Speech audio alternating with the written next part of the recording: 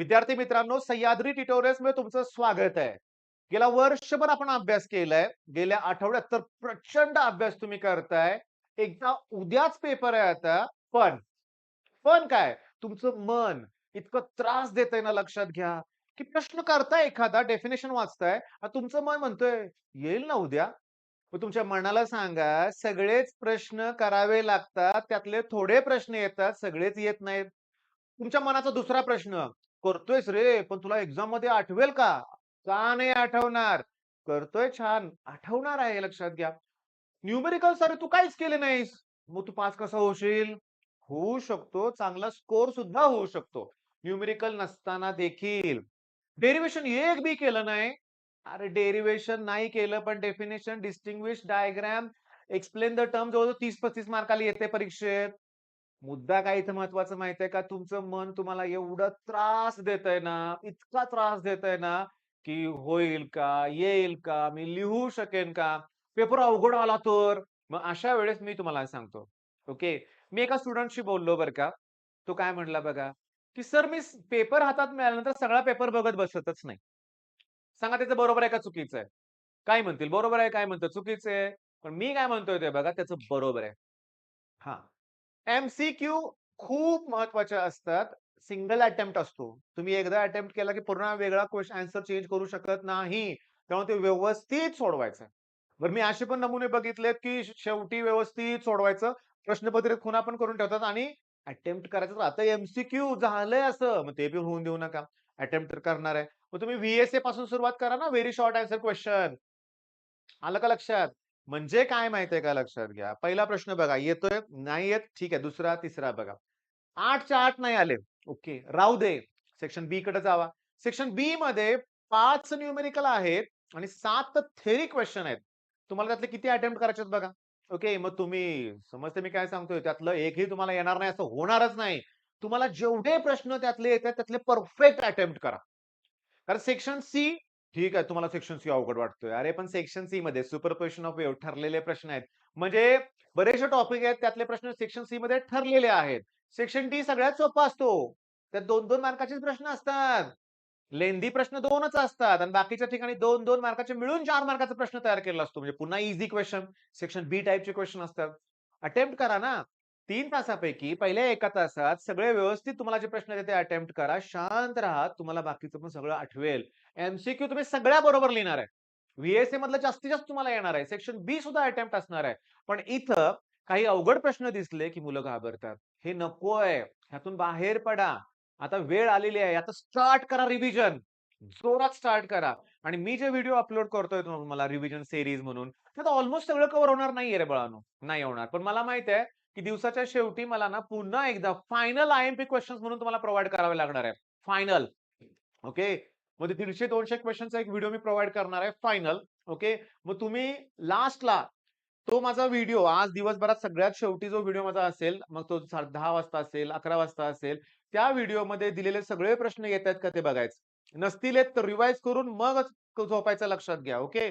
मग मला सांगायचंय काय तुम्हाला बघा, मी पण तुमच्यापैकीच आहे रे. मला पण वाटतं ना, की हा प्रश्न येईल का? तो येईल का? मग माझं मन काय सांगतं, की तो नाही आला तर काय येऊ शकतो प्रश्न? तो केला पाहिजे, तो पण केला पाहिजे. म्हणजे दोन्हीपैकी कुठलाही येऊ दे, चालू शकतंय. आलं का लक्षात? मग इथं स्वतःच्या मनाला शांत करा. अशांत आहे मन, त्याला अगोदर शांत करा. ते खूप महत्वाचं आहे. एकदा का ना आता मी तुम्हाला सांगतो क्लिअरली. गेल्या आठवड्यातलं उदाहरण देतो. ओके. क्लासमध्ये मी खूप आनंदी होतो, शांत, एकदम छान होतो. मला ना ट्रिग्नोमेट्रीचे बरं का, ट्रिग्नोमेट्री 2 11th स्टँडर्ड लक्षात घ्या. कुठलाही मुलं डाउट विचारत होते, मला प्रॉब्लेम आरामात सॉल्व्ह होत होता. प्रत्येक वेळेस असं होत नाही माझ्या बाबतीत बरं का. मी पण तुमच्यासारखाच आहे लक्षात घ्या. मला पण बऱ्याच वेळा एफर्ट्स घ्यावे लागतात. ट्रिग्नोमेट्रीमध्ये किचकट प्रॉब्लेम आहेत. पण त्या दिवशी काय झालं होतं कोणास ठाऊक सगळंच आरामात डाउट विचारले की सॉल्व्ह होत होतं. रिझन काय? मी तणावात नव्हतो. हे मोठं रिझन आहे. नाहीतर बऱ्याच वेळा काय होतं एखादा विद्यार्थी विचारतो, "ए सर डाउट आहे."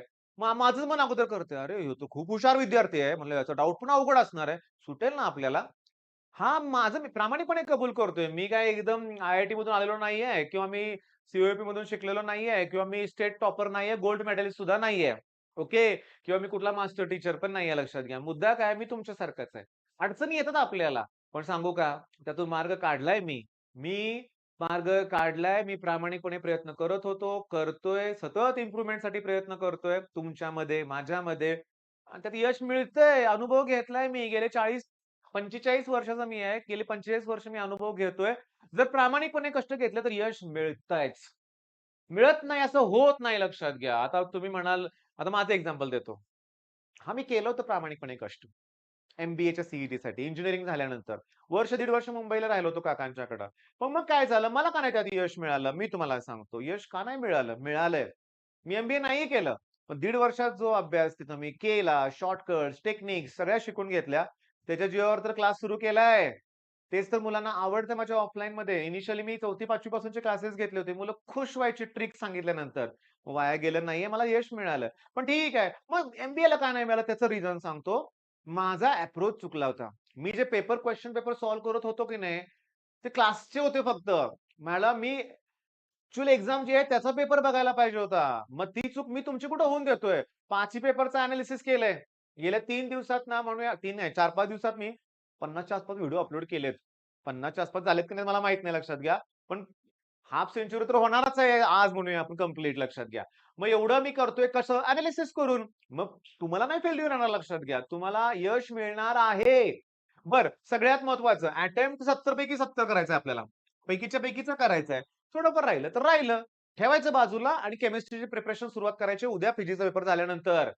घरी आल्यानंतर जेवण, जेवल्यानंतर अर्धा तास ते 45 मिनिटाची रेस्ट, लगेच उठायचंय 15 मिनिटाचा ब्रेक, अभ्यासाला सुरुवात. केमिस्ट्रीला मी आहे तुमच्याबरोबर कंटिन्युअसली आणि केमिस्ट्रीचा अभ्यास मी आत्ताच सांगतो, मी कधीही टॉपिक वाईज करा करा असं मुलांना म्हणत नाहीये, होणारच नाहीये. टॉपिक वाईज केल्यावर उद्यापर्यंत रात्रीपर्यंत 4 ते 5-6 टॉपिक होतील. नाही. आपण करणार आहे टाइप वाईज करणार आहे आणि परफेक्ट करणार आहे लक्षात घ्या. ओके. मग आता घाबरायचं नाही. कुठला हा तणाव घ्यायचा नाही. ओके. उद्याच पेपर आहे. पण वगैरे काही नाहीये. माझी कॉन्फिडेंटली सगळी तयारी झाली आहे. मला पेपर सोपा जाणार आहे. मी केलेलेच प्रश्न येणार आहेत सगळे. पण फायनल रिव्हिजन खूप इम्पोर्टंट आहे. आता घ्या रिव्हिजनला सुरुवात करा. झोपायच्या अगोदर प्रॉपर रिव्हिजन झाले का बघा. पहाटे उठून फायनल रिव्हिजन करा. मग पेपरला जावा. आत्ताच मी तुम्हाला म्हणतोय ऑल द बेस्ट. सगळं बेस्टच होणार आहे लक्षात घ्या. आयुष्यात कुठलीही अडचण तुम्हाला येणार नाही. प्रामाणिकपणा ठेवा. बास दुसरं काही नको. All the best.